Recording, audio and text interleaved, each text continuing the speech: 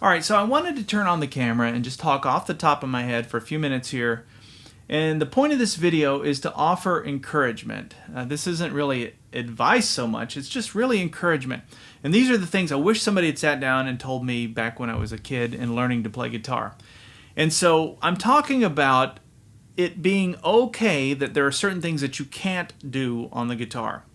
And this is probably true of it. Well, this would be true of anything, but especially with the guitar. There's some things you're just not going to be able to do, and you have to find your space in all of it. And it's really difficult. It's a lot more difficult now with the internet and all of the social media than it was back when I was learning to play. And when I was 15, so I'm 47 now. I started playing when I was 15. Obviously, there was no internet back then. There was none of that. And so the only way you could learn something was from somebody to sit down and show you, somebody local, like they're in your town showing you, or slowing down a record. And that was about it. Magazines had some tab and stuff, but most of it came from those two avenues. And so I didn't know what I needed to be. I just wanted to be a guitar player, and a really good one. That was my goal. And so I would listen to Eddie Van Halen, and I wanted to be him for a while. And then I would listen to Chet Atkins, and I wanted to be him for a while, and everything in between. And it's just years and years of frustration of learning, like, okay, there's certain things I can't do when it comes to Van Halen. I just can't do a lot of, like, the finger tapping and stuff. And then over time I realized, well, maybe I don't want to do that. That's kind of maybe cheesy or something. I don't know, maybe I just sort of came up with that because I couldn't do it. I don't know, it doesn't really matter. But the point is that there are things that I can't do, and I'm okay with it. And it took me a long time. It wasn't until I was much older to be mature enough to look at it in a different way. And I don't know that maturity has anything to do with age as much as it has to do with the years of playing. It's just sort of like, if I'm going to stay with this thing, I have to be happy. Otherwise, you're gonna give up on it.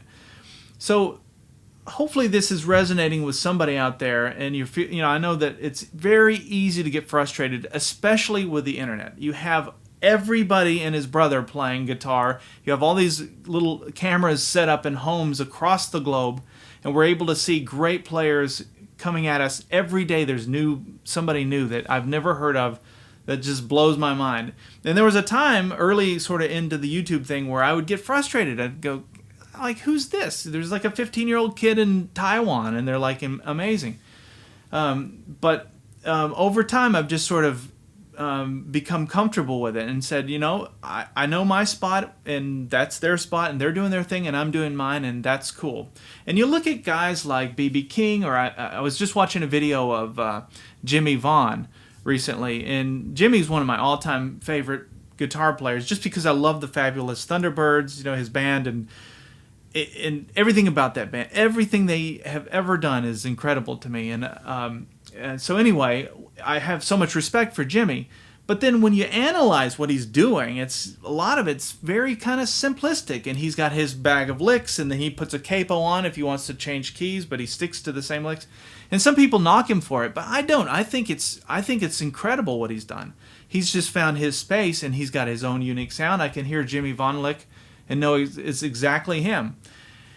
Same with BB, and same with a lot of these other artists that are really big. Those are the ones that aren't necessarily doing something incredible. They've got their own sound. So if you're just a strummer, you've just learned to play, and maybe you're strumming chords, that may be your calling. And there's nothing wrong with that. You look at the Everly Brothers, I think of Elvis, I think of even Tom Petty, for example. He said that he's the greatest rhythm player of all time. I think he said that as a joke, but it's true though. There's places for you no matter where you are as a player. And so as long as you're having fun with it, and then you're comfortable with where you are, then it gets a lot easier. It takes the pressure off. And that's the big thing. I living in Nashville, I'll go to bluegrass jams, and there's nothing worse. You have a big group of people, and everybody's incredible, and they're all playing, and it's really fast, and then they say, hey, you want a lead break? And they look at you, and it's your turn. And, it's very easy. When I first started doing that, I would just freeze because I can't keep the tempo going. There's certain things that my hand just will not do. And no matter how much I practice it, I've just realized that there's certain ways that our bodies are designed to do certain things. Some people can do it, some can't. But then I realized I still want to be part of the jam, so I got to find my way of doing it. And so I would work out a way to do it in sort of halftime, or do different ways of playing chords in spots where other people are doing runs. And it gives me my voice. I still have a voice. I can still have a seat at the table. And so kind of be thinking that way when it comes to learning guitar and this guitar journey that you're in, that it's okay to just find your place and don't get frustrated with it. Don't try and be everybody else. There's going to be certain things that you're going to hear somebody play, even if it's in the instructional space, that you just can't do. You might try it and try it and try it.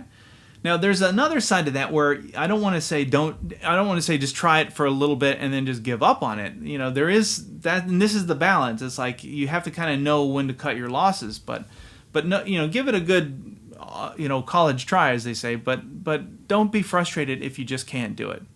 So hopefully that's given you some advice. It's the kind of stuff, like I said, I wish somebody had sat down and told me that years ago.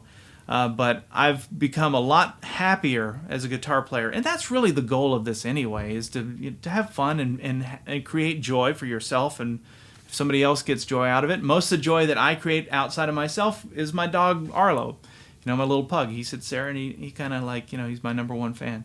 So anyway, but I'm happy with that. I'm like totally cool with it. So hopefully you can find your space and find your happiness and just, carve it out and be happy with it. Be cool with yourself.